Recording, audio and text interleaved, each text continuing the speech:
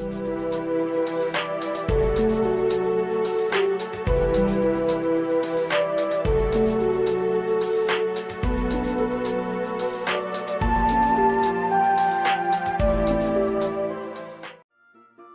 back, everybody. This is the Jonnymar, and I'm continuing with Final Fantasy II.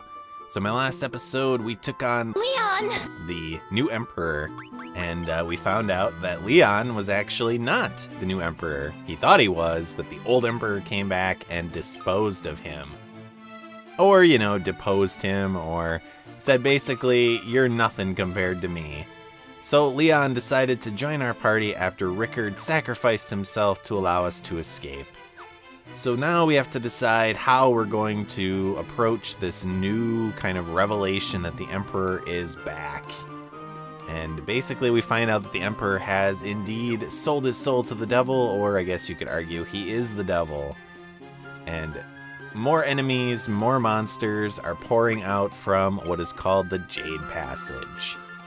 So we need to find the Jade Passage. We need to head into the Jade Passage, and we need to find the Emperor so that we can kill him once and for all to end the evil that has invaded this world. So basically, we need to go to what's called Pandaemonium. Now, Pandaemonium has taken the place of Castle Palamacia, and the passage to get to Pandaemonium, because we cannot land there anymore with our airship, is called the Jade Passage, and the Jade Passage is located actually just a little bit east of Mysidia. We're going to head down there and start our trek through that area to get to the Emperor. Now before we do that, there's a couple things I want to do. First, I want to restock, so I bought a ton of ethers, I bought a ton of elixir. In fact, I spent over 1 million gold to get elixir, so I have like 25 of them at 50,000 a pop. And then we also want to pick up a special item that is now available after Rickard has sacrificed himself. And so we're going to have to head back to Castle Deist in order to get that and talk to the lady that's there with her son. And some of these people in the castle actually give us some information about Pandaemonium and kind of what's going on with that. Most of it's useless, but, it's background story. So, what's interesting is that our airship actually came back. So it is located to the south of us here by the lake. We're going to jump on the airship, we're going to head over to Castle Deist, and then eventually we're going to head down to the Jade Passage. So this is the Jade Passage, where we're going to head eventually, but first we're going to head to Castle Deist and pick up an item that we now can access there. So I will meet you over at Castle Deist in a little bit.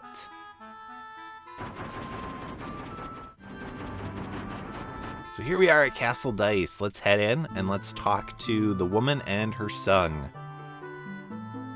Now, it's a little unclear in this version. In the NES version, these were, I think, Rickard's wife and daughter, or son.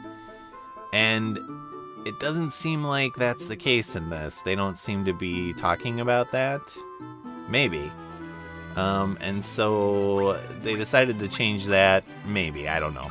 But anyway, talk to them, and then what you need to do is activate the keyword Dragoons with them, and that will make them leave the castle.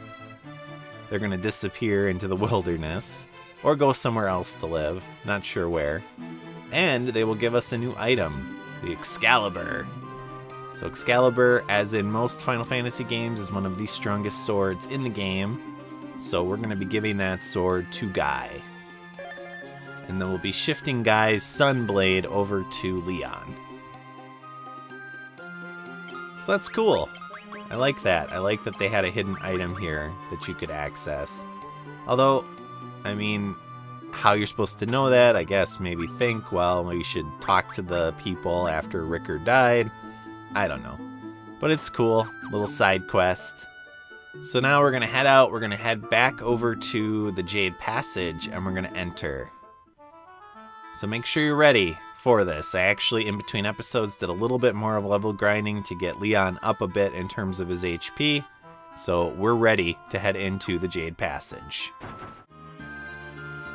here is the Jade Passage, located to the east of Mysidia. And we're going to get a little cutscene as we enter.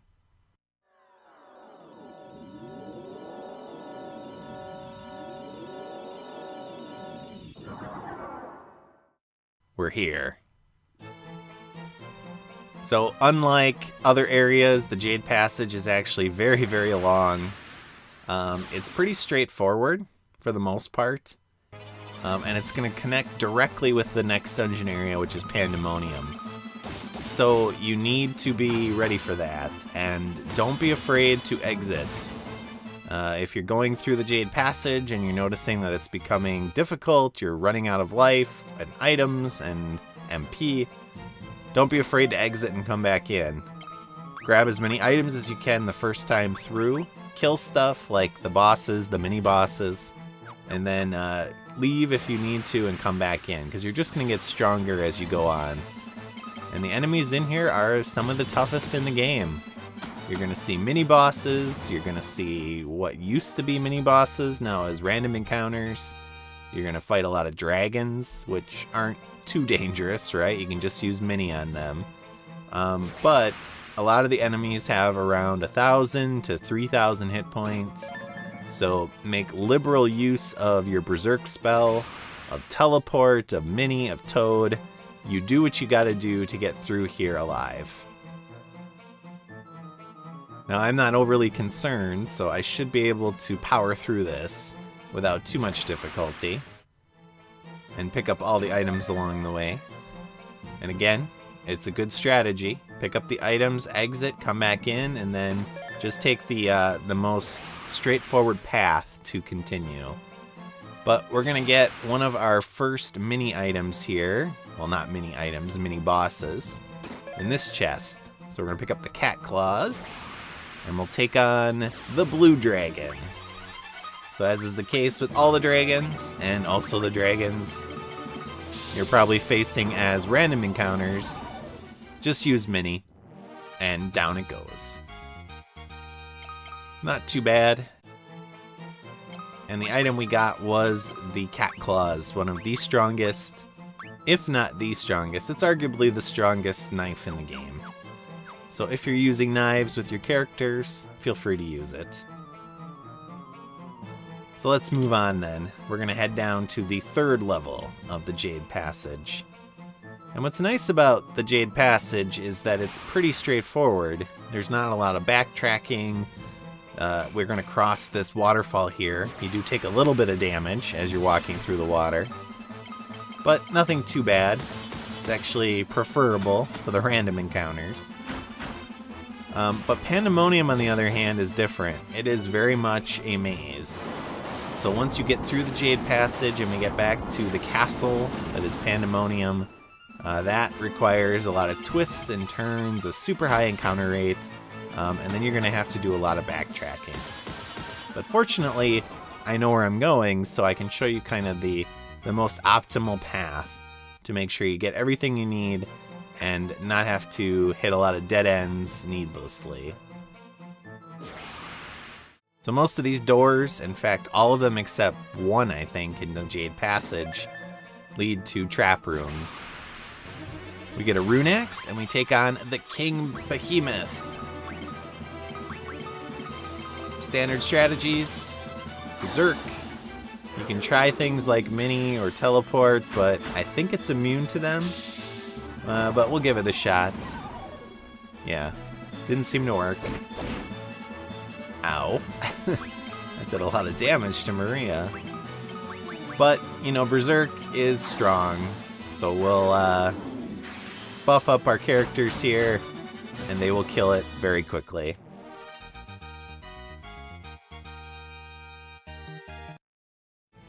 And we got out of that the rune axe, which we actually already got as a drop from a character in Castle Palmacia.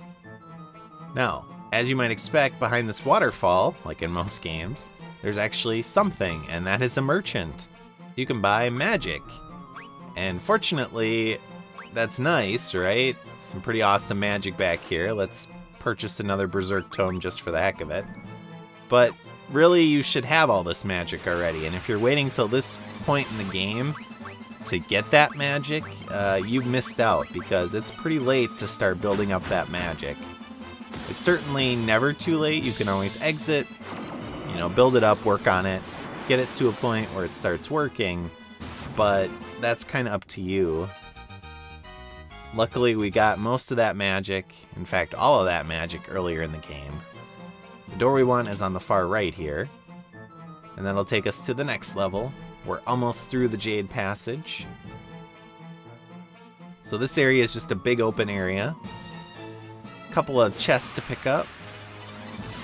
A couple of new enemies, of course. We've been taking on worms. We've been taking on a lot of palette swaps of previous enemy types. Stronger versions. Fortunately, a lot of them are coming in small packs. And then up here to the north, we have the one room that actually leads to something significant. And that is a couple of chests. So we get the Aegis Shield or Aegis Shield, we get the Holy Lance, and we get the Dragon Armor. So the Holy Lance certainly is the strongest spear, or one of the strongest spears, depending on how you look at it in the game. So we'll stick that on Firion. The Aegis Shield is one of the strongest shields in the game. So we're going to stick that on Leon. And it does offer you some protection against special attacks, things like, ailments and etc. And then the Dragon Armor is one of the strongest pieces of armor in the game, but it is heavy armor, so we're not going to use it. And we're going to grab Yochi's bow over here, and we're going to take on the Red Dragon, like we have been with all of the other dragons. Let's see if Minnie does it. You know it does. So not too tough.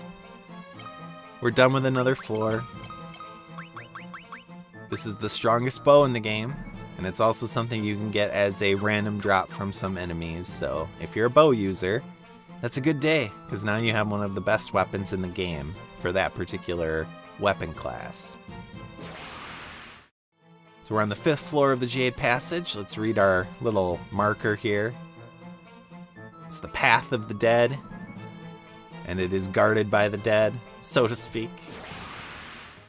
Although many of these enemies are not dead. They're just normal enemies. But we're going to have a twisty, windy path here. Pretty easy to get through. Nothing to worry about too much. And we get the Protect Ring. Again, we're getting some good stuff here, right? So one of the best gauntlets in the game. So it protects you against instant death magic, which not a lot of enemies use instant death, so I mean, it's not super great, but it's better than nothing, right? So we're pretty much done with the Jade Passage. I think we only have one more floor to go through and we'll be done. So all we got to do is get to the east side of this particular floor and we will be heading into Pandaemonium. So we need to use this teleporter. We have some pretty ugly looking parasites here. So we're just going to teleport them away to some other place and let someone else deal with them. Hopefully it works, because these guys are annoying. Some of the enemies in this area do use things like Osmos, so you have to be careful because you might find yourself losing all your MP very quickly. But there you go, we're done with the Jade Passage. So we get my second favorite theme in the game after the Mysidia Tower, and that is the Pandaemonium theme. And we get this pretty awesome landscape. So this crystalline look, this pink look, right? Interesting style. Reminds me of Final Fantasy IV. A lot of the elements in this game actually remind me of Final Fantasy IV. And so you could argue that that means Final Fantasy IV took a lot of elements from this game, since obviously this game came first. First few floors of Pandaemonium, not too mazy, pretty straightforward. Just follow the path, grab any items you find, take out any enemies, Of note are these Death Riders, not because of them themselves, but they can actually drop the best helmet in the game, and that is the ribbon. So we're going to get a ribbon out of one of the chests that comes up, but if you can get lucky and you kill them, they will sometimes drop the ribbon. And the reason why the ribbon is the best helmet in the game, hey, and we got one, that's pretty cool, is because it actually protects you against every element. So basically it gives you resistance to every element in the game. So if the enemy uses any sort of elemental attack whatsoever, any type of magic, whether that's an ailment magic or an elemental magic, then that will protect you against it. So that's pretty cool.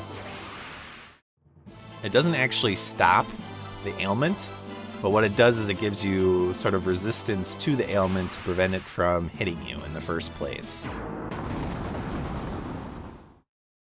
So every single floor in Pandaemonium, you do have to find the teleporter to advance to the next floor. There is a lot of kind of these secret areas, these special floors that allow you to get through walls to continue onward. And we're going to hit a point here where it's going to get very, very mazy. And we're going to start facing mini-bosses, so I'm going to save that till my next episode. So as always, viewers, I hope you enjoyed this episode. We're finishing up here, and next time, the goal is to finish Pandaemonium, take out the Emperor, and end his reign of terror once and for all. So I know those are some lofty goals, but I think we can do it. So I hope you enjoyed. We're almost done. We're getting there. After a long time, we're at the precipice of the end of this game. And I hope you're excited, because I know I am. Thanks for watching. I'll see you all next time as we continue onward in Pandaemonium. So long.